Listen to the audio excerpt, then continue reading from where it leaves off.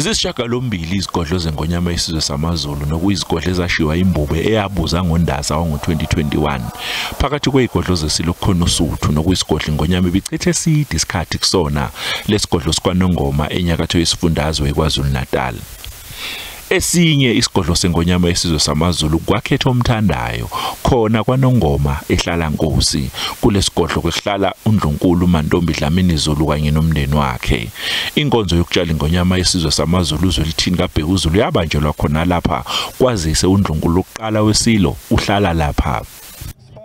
Esinye futhi isigodlo seSilo kwadla amahlahla nokuyilapho kuhlala khona uNdlunkulu noMafuzulu kanye nomndeni wakhe. Lapha kwakuhlala iSilo uSolomon kaDini Zulu kanti libalaso iSilo libude buduze nalapha. Lapha ke mbukeli kwakhangela amankengane nokuyisigodlo besihlala uNdlunkulu uMantombi Dlamini Zulu waseSwatini ozalwa ebukhosini bamaSwati. Sewakhothama ke uNdlunkulu Mantrombi uyena ke ozalisile sibusayo uMisuzulu kaZwelithini. Esinye isigodlo sengonyama kwalinda uZulu lapha ke kuhlala uNdlunkulu uthandekile Ndlovu Zulu kanye nomndeni wakhe. Esinye isigodlo seSilo kusenyokeni khona kwaNongoma ehlala Nkosi KwaZulu Natal kanti kuhlala uNompumelelo Mamchiza Zulu uNdlunkulu weSilo.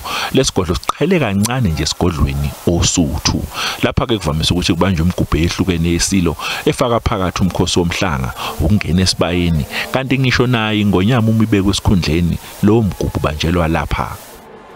Esinye isigodlo seSilo kusondini mbukele lapho kuhlala khona uNdlunkulu wesithupha uZola Mafuzulu kanye nomndeni wakhe.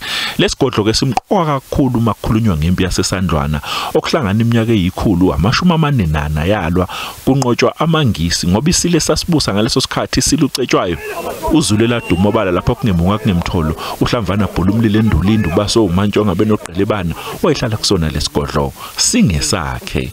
Lesigodlo ke mbukeli sesalungiswa kabusha emva kokuthi amangisi esinqonqise ngomlilo ngonyaka u1897 ngoba ecasulwe ukuthi uZulu wawehlula empini yayiseSandlwana ngo1879. Sikhona ke mbukeli nesinye isigodlo seSilo kuthiwa kusemachobeni. NginguCalvin wakwaDludla eindabeni zeSABC.